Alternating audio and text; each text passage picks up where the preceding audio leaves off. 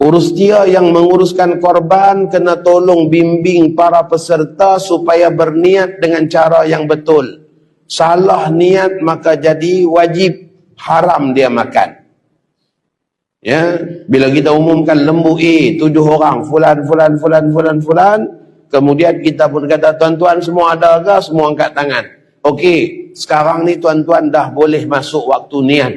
Untuk tuan-tuan niat ya untuk korban ni.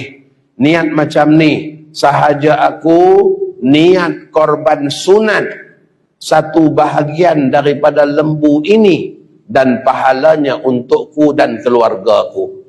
Niat macam tu. Sahaja aku niat korban sunat ya, satu bahagian daripada lembu ini dan pahalanya untukku dan keluargaku. Niat macam tu. Kalau kita tak bimbing peserta niat sahaja aku niat korban, maka jadi wajib. Jadi korban wajib.